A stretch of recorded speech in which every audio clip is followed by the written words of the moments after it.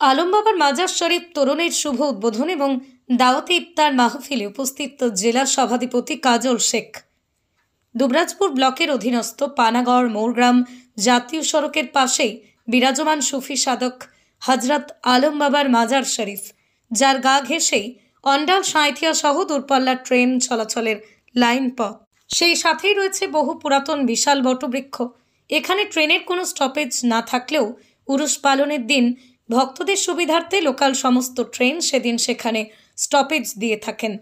দুবরাজপুর পৌরসভার পক্ষ থেকে মাজার শরীফের পরিকাঠামো বিষয়ক বেশ কিছু উন্নয়ন ঘটিয়ে দৃষ্টান্ত স্থাপন করেন দুবরাজপুর পৌরসভার চেয়ারম্যান পীযূষ পাণ্ডে। এবার বীরভূম জেলা পরিষদের পক্ষ থেকেও মাজার শরীফ উন্নয়নের জন্য কর্মসূচি গ্রহণ করা হয়। সেই মোতাবেক বীরভূম জেলা পরিষদের সভাধিপতি কাজল শেখ মাজার শরীফের তোরণ নির্মাণের জন্য ভিত কেটে শুভ সূচনা করেন মহাসমারোহে।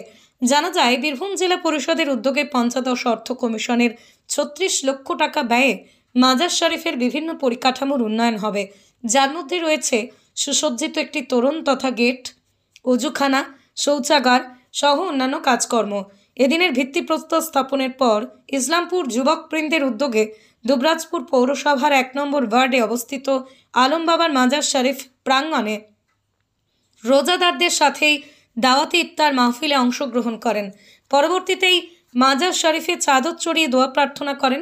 এক সাক্ষাৎকারে বলেন, রাজ্যের মুখ্যমন্ত্রী মমতা বন্দ্যোপাধ্যায়, যিনি পিছিয়ে পড়া বাংলাকে এগিয়ে নিয়ে গেছেন এবং সকল সম্প্রদায়ের মানুষজনকে একসাথে এক ছাতার তলায় নিয়ে চলার প্রয়াস চালিয়ে যাচ্ছেন, তার দীর্ঘায়ু এবং সুস্থতার মঙ্গল কামনা করা হয়।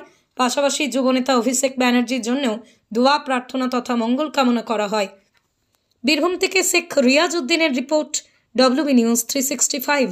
জেলা পরিষদের 15 ফিনান্স থেকে 36 লক্ষ টাকা ধরা হয়েছে আলমবাবার মাজার উন্নয়নের স্বার্থে, এবং এখানে একটা গেট, অজুখানা, ল্যাট্রিন বাথরুম সহ 36 লক্ষ টাকা কাজ 15 ফিনান্সে 1 মাসের মধ্যে টেন্ডার হবে এবং সেই কাজটা সম্পন্ন করা হবে। সঙ্গে সঙ্গে এখানকার যারা ইয়াং জেনারেশন, আমার যারা নবযৌবন, তাদের উদ্যোগে আলমবাবার মাজারের এখানে একটা ইফতার পার্টি আয়োজন করা হয়েছিল।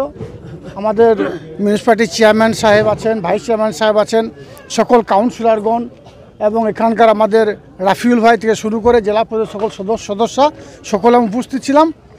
প্রায় 1 থেকে 1,500 মানুষের একটা ইফতার পার্টি আয়োজন করা ছিল। সেই ইফতার পার্টিতে আমরা ইফতার করলাম।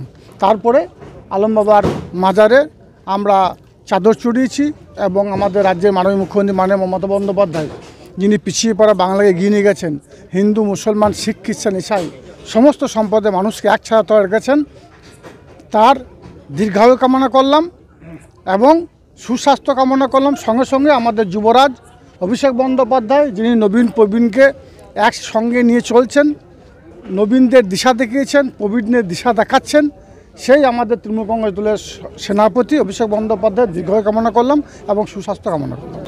রমজান মাসে এখানকার যারা বাসিন্দা আছে সকলে সুবুদ্ধি সম্পন্ন মানুষ, রাজনীতি সচেতন মানুষ। এখানে মানুষকে এটাই বলবো, 26শে নির্বাচন আসন্ন। 26শে নির্বাচন, যখন কোনো নির্বাচনের ঘণ্টা বাজে, তখন রাজ্যের বাইরে থেকে পরিযায়ী পাখির মতো অনেক নেতামন্ত্রী আসবে, অর্থের প্রলোভন দেখিয়ে জাতি মধ্যে, আমাদের ধর্মের মধ্যে বিভাজন সৃষ্টি করে হিন্দু মুসলমানের মধ্যে বিভেদ সৃষ্টি করতে চাইবে। সেই মানুষগুলো থেকে দূরে থাকার চেষ্টা করবেন।